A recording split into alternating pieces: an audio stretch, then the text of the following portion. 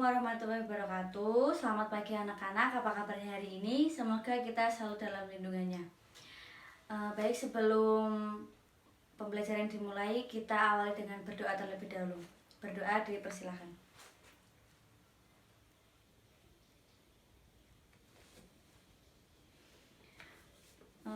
Pagi ini kita akan membahas tentang indeks harga dan inflasi. Tujuan pembelajaran pada pagi hari ini adalah siswa dapat mendeskripsikan apa itu indeks harga dan indeks harga konsumen, serta menghitung indeks harga konsumen dengan metode agregatif tidak tertimbang dan agregatif tertimbang. Pertama-tama kita akan membahas tentang indeks harga. Ada yang tahu apa itu indeks harga?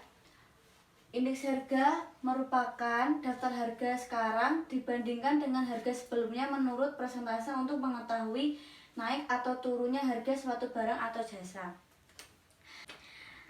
Ada 3 jenis indeks harga, yaitu IHK, IHP, dan nilai tukar petani atau indeks harga petani. IHK itu sendiri adalah indeks harga konsumen yang mencatat atau mengukur dan menghitung harga rata-rata dari barang atau jasa yang dikonsumsi oleh rumah tangga dalam suatu periode tertentu, seperti makanan dan keperluan rumah tangga lainnya. Sedangkan IHP adalah indeks harga yang menggambarkan tingkat perubahan harga produsen atau harga pembelian barang oleh produsen. Jadi indeks harga produsen ini biasanya dilakukan oleh perusahaan-perusahaan yang mengelola barang dari barang mentah.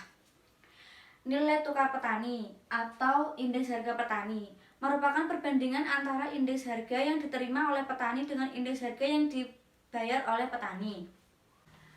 Selanjutnya adalah cara menghitung indeks harga. Ada 2 cara untuk menghitung indeks harga. Di sini Ibu menggunakan metode agregatif sederhana. Yang pertama adalah indeks harga agregatif tidak tertimbang. Rumusnya adalah IA sama dengan sigma PN dibagi sigma PO dikali 100.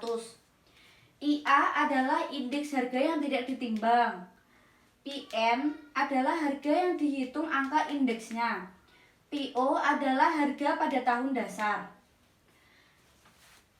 Di sini Ibu menggunakan contoh jenis barang. Ada 3 jenis barang di sini, yaitu jenis barang A, B, dan C. Harga di tahun 2017 atau PO pada barang pertama adalah 2.200. Di tahun 2018 mengalami kenaikan sebesar Rp300, yaitu menjadi 2.500. Sedangkan barang B, harga di tahun 2017 adalah 1.100. Mengalami kenaikan sebesar Rp200 pada tahun 2018. Barang C mempunyai harga Rp3.000 di tahun 2017 dan mengalami kenaikan sebesar Rp100 pada tahun 2018. Langkah pertama yang harus dilakukan adalah menjumlah semua harga barang dari mulai A, B, dan C. Ini dijumlah, totalnya menjadi 6.300 dan PN menjadi 6.900. 6.300, sedangkan jumlah dari PN adalah 6.900. IA sama dengan 6.900 dibagi 6.300 dikali 100. Hasilnya adalah 109,5. Dalam persentase indeks harga, angka yang digunakan adalah setelah 100. Maka yang digunakan adalah 9,5%.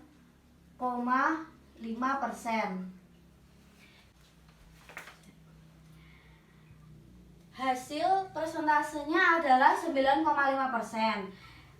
Jadi kenaikan persentase pada 2017 sampai 2018 sebesar 9,5%.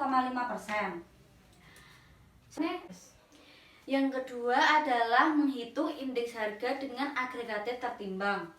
Di sini rumusnya hampir sama, hanya saja ada W yang menjadi pembeda. Apa itu W? W merupakan faktor penimbang. Contohnya adalah kuantitas, jumlah barang, dan ukuran. Di sini Ibu menggunakan kuantitas. Cara menghitungnya adalah PO dikali W dan PN dikali W. Pertama-tama PO yang dikali W. PO dari barang A sebesar 2.200 dikali 2 menjadi 4.400. PO dari barang B adalah 1.100 dikali 4 menjadi 4.400. PO dari C dari barang C adalah 3.000. 3.000 dikali 3 menjadi 9.000. Totalnya adalah PO dikali W, totalnya adalah 17.800. Selanjutnya kita akan menghitung PN-nya. PN dari barang A adalah 2.500 dikali 2 menjadi 5.000. PN dari barang B adalah 1.300 dikali 4 menjadi 5.200. Sedangkan PN barang C adalah 3.100 dikali 3 sama dengan 9.300. Totalnya adalah 9.500. Jadi IA di sini sama dengan 19.500 dibagi 17.800 dikali 100. Totalnya sama, yaitu 109,5. Jadi presentasinya adalah 9,5%. Jadi keduanya sama presentasinya dari 2017 ke 2018. Kalau sudah tidak ada yang ditanyakan tentang indeks harga, Ibu akan melanjutkan materi, yaitu materinya adalah inflasi. Ada yang tahu apa itu inflasi? Sebelumnya kita simak video berikut ini. Sejak anak-anak, kita sudah diajarkan untuk mengelola uang. Seiring dengan bertambahnya usia, kita mulai memahami pentingnya uang dalam menciptakan perekonomian nasional. Uang sangat berpengaruh terhadap kestabilan harga barang. Melonjaknya nilai tukar uang di masyarakat akan menyebabkan inflasi. Tahukah kamu apa itu inflasi? Inflasi adalah suatu proses meningkatnya harga-harga secara umum dan terus-menerus. Inflasi sebenarnya berdampak baik untuk meningkatkan perekonomian, asalkan dalam tingkat yang rendah dan stabil. Sedangkan dalam tingkat tinggi yang tidak stabil, inflasi justru akan sangat merugikan perekonomian. Karena inflasi yang tinggi menurunkan daya beli masyarakat dan menyebabkan kesenjangan pendapatan semakin lebar. Selain itu, inflasi yang tinggi akan menghambat investasi produktif dan menghambat pertumbuhan ekonomi dalam jangka panjang. Inflasi yang tinggi yang pernah terjadi di Indonesia adalah sebesar 77,63%, yaitu pada saat krisis ekonomi tahun 1998. Pada saat itu, rakyat benar-benar sedang diuji. Bayangkan saja, seluruh harga barang-barang terus melonjak naik. Jika pagi hari harga beras adalah Rp2.500 per kilogram, maka pada siang hari harga beras bisa mencapai Rp5.000 per kilo, bahkan lebih. Inflasi pada saat itu juga menambah angka PHK hingga mencapai 20 juta orang dan menyebabkan jumlah penduduk miskin di Indonesia meningkat menjadi 50% dari total penduduk Indonesia. Besar sekali kan dampak yang ditimbulkan oleh inflasi yang tinggi? Oleh karena itu, pemerintah berusaha sebaik mungkin dalam menghadapi terjadinya inflasi. Antara lain dengan cara pertama, melakukan kebijakan moneter seperti membatasi pemberian kredit, membatasi jumlah uang yang beredar, dan menaikkan cadangan kas. Kedua, melakukan kebijakan fiskal seperti mengurangi pengeluaran negara, pengurangan utang luar negeri, dan mengefektifkan pajak. Selain pemerintah, masyarakat juga dapat ikut mendukung pemerintah dalam menghadapi inflasi, yaitu dengan membeli produk yang sesuai kebutuhan, berinvestasi, serta mencintai rupiah dan produk dalam negeri. Ayo berperan aktif dalam menghadapi inflasi untuk perekonomian yang lebih baik.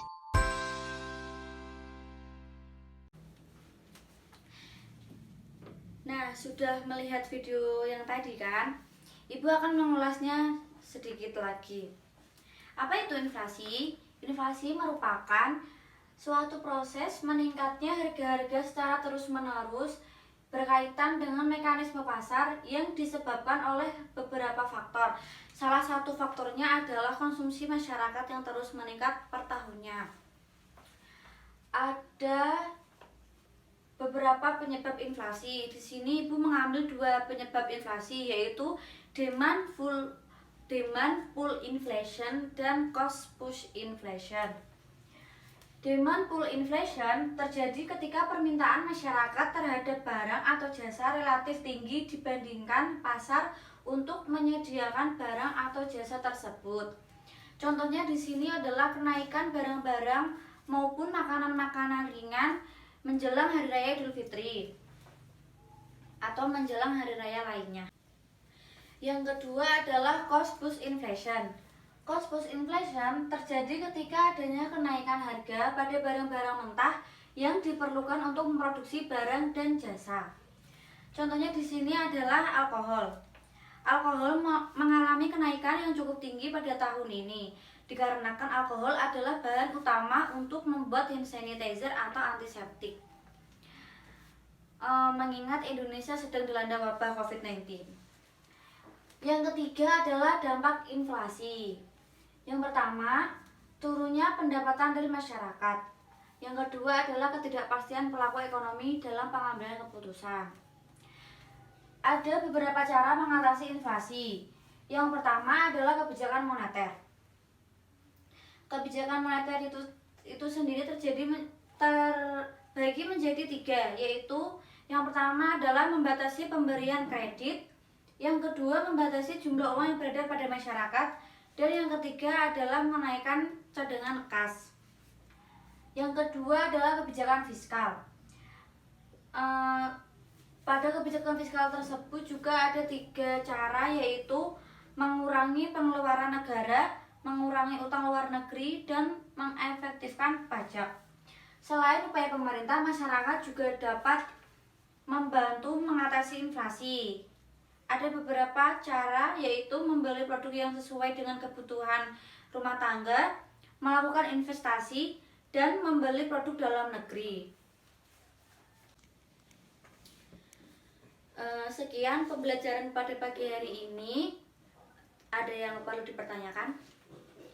Jika tidak, Ibu akan memberikan tugas mencari dua soal indeks harga agregatif tidak tertimbang dan agregatif yang tertimbang, dikumpulkan minggu depan ya. Cukup sekian Ibu Airi. Wassalamualaikum warahmatullahi wabarakatuh. Fighting flames.